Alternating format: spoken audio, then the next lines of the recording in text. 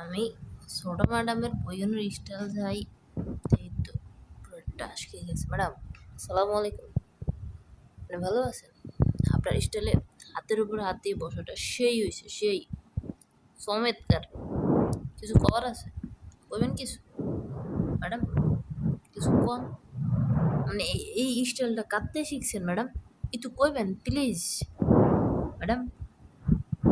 কিছু কন, দর্শক আপনার কাছ থেকে কিছু শুনতে চায়, একটু বক্তৃতা দেন ম্যাডাম। ওই বাপ রে ম্যাডাম, আমাদের বক্তৃতা দিতে কইছে আর হাত থাবা পারতে কই। ওই